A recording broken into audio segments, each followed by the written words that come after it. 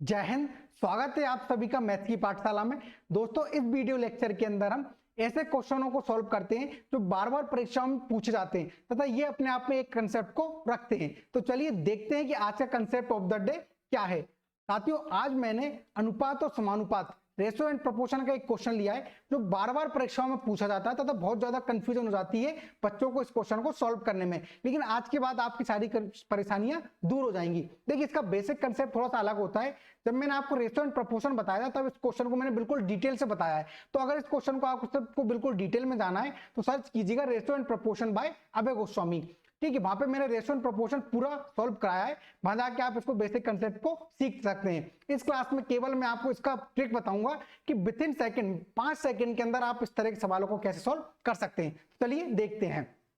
एक शिकारी कुत्ता किसी खरगोश का पीछा करता है। ये चेसिंग वाला है भाई। शिकारी कुत्ता दे देगा, खरगोश दे देगा, शेर दे देगा, या चोर पुलिस का पीछा करता है। इस तरह के क्वेश्चन वो पूछता है परीक्षा के अंदर। तो देखिए, एक शिकारी कुत्ता किसी खरगोश का पीछा करता है तथा प्रत्येक 7 छलांग के लिए 6 छलांग मारता है। देखिए, सवाल को समझिए। सवाल का कहने का मतलब ये जो कुत्ता है, एक शिकारी कुत्ता है, वो खरगोश का पीछा कर रहा है।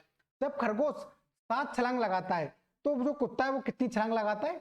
6 छलांग लगाता है। तो देखिए, यहाँ पे मैंने लिख दिया R for rabbit, D for dog. ठीक है, रैबिट जब 7 छलांग लगाता है तब कुत्ता कितनी छलांग लगा रहा है?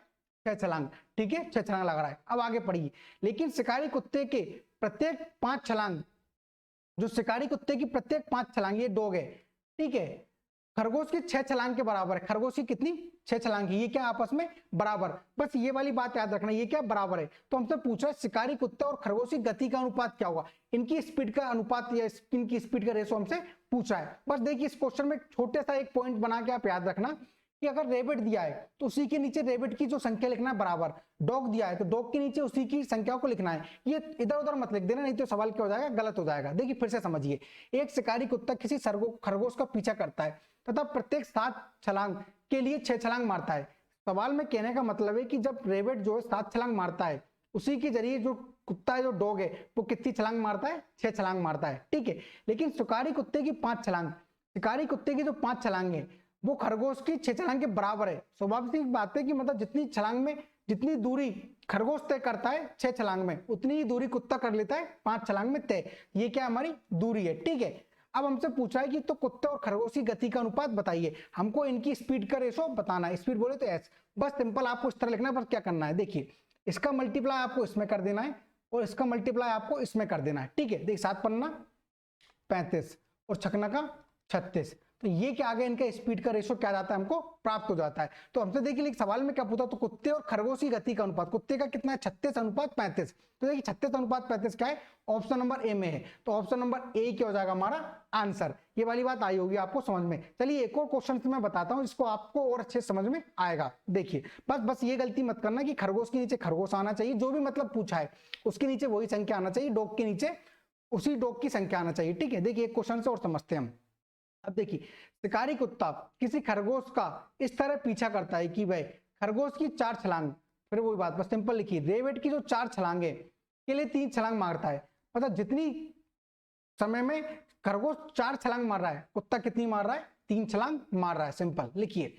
लेकिन शिकारी कुत्ते की 2 छलांग, शिकारी कुत्ते की जो 2 छलांग है खरगोश की 3 छलांग के क्या है? बराबर। खरगोश की 3 छलांग के बराबर। बस ये क्या है? हमारी डिस्टेंस है। तो शिकारी कुत्ते और खरगोश की गति का अनुपात क्या होगा? हमसे इनकी स्पीड का रेशो पूछ रहा है। बस सिंपल, मैंने क्या बताया था, इसका गुणा इसमें कर दीजिए, इसका गुणा इसमें कर दीजिए। देखिए 4 दूनी 8 अनुपात 3 तिका 9।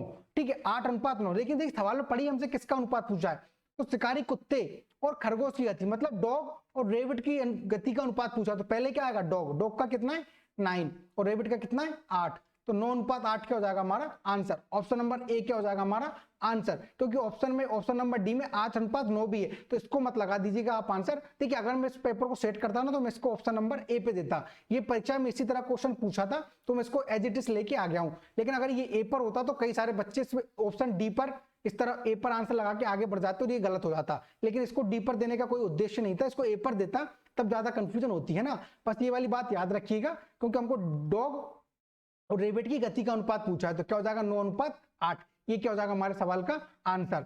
तो ये थी साथियों हमारी आज की क्लास। अगर आपको इस कंसेप्ट को बेसिक से सीखना है तो रेशो और प्रोपोर्शन मैंने बिल्कुल बेसिक से यूट्यूब पर पढ़ाया हुआ है, तो आप जाकर वहां पर सारे लेक्चर देख सकते हैं। मिलेंगे नेक्स्ट कंसेप्ट में, जब तक के लिए अपना ख्याल रखिए और मुस्कुराते रहिए। जय हिंद।